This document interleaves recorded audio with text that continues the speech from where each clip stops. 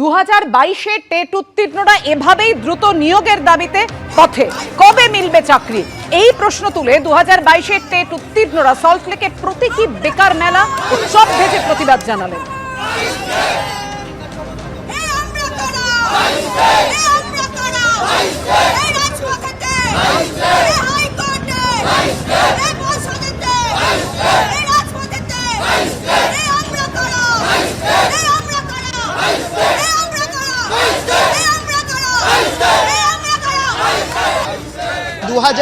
সালে টেট উত্তীর্ণ যারা রয়েছেন তারা এদিন তাদের নিয়োগের দাবিতে আন্দোলনে নেমেছেন এবং প্রতীকী আন্দোলন।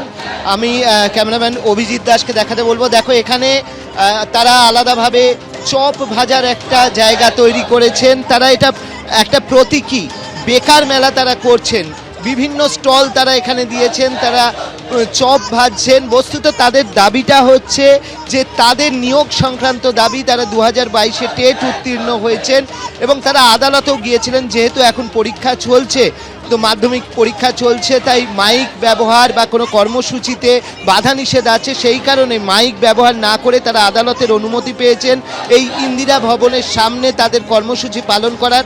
তাদের ইচ্ছে ছিল যে তারা এটা বিকাশ ভবনে করবেন, কিন্তু এখন তারা অনুমতি পাননি, তাই তারা ইন্দিরা ভবনে অনুমতি পেয়েছেন, সেখানেই তারা তাদের কর্মসূচি পালন করছেন। তাদের কি দাবি তাদের থেকে জেনে নেব। কি দাবি করছেন আপনারা? মূলত আমাদের দাবি 2017 সালের পর দীর্ঘ 5 বছর রাজ্যে টেট ছিল না, টেট নেয়নি। দীর্ঘ 5 বছর পর 2022-এর ডিসেম্বর মাসে টেট হলো।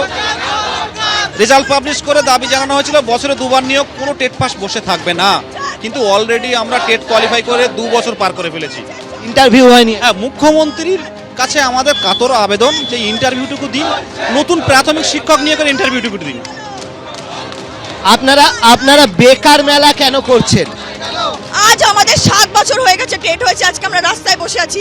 এতদিন আমাদের স্কুলে চলে যাওয়ার কথা, আমাদেরকে বলেছিলেন, প্রতিশ্রুতি দিয়েছিলেন বছরে 2বার নিয়োগ হবে, বছরে 2বার করে টেট হবে প্রত্যেক বছর, কোনো টেট পাস ছেলে মেয়ে বসে থাকবে না। আজকে 50,000 শূন্যপদের দাবিতে আজকে রাস্তায় নামতে হচ্ছে। আজকে বই মেলার অপোজিটে আমরা বেকার মেলা। আজকে আমাদের মাননীয় বলেছেন তোমরা চপ বেচো, মুড়ি বেচো, ঘুগনি বেচো, তোমাদের লাভ হবে। আমরা স্কুলে যেতে চাই, আমরা ভাতা নয়, ভাতার বদলে আজকে আমাদের নিয়োগ চাই।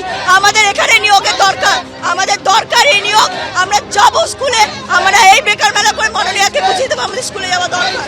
তারা স্কুলে যোগ দিতে চান, তারা 2022-এর টেটের উত্তীর্ণ এবং তা সেই কারণেই তারা আজকে এরকম একটা প্রতীকী বেকার মেলা করছেন।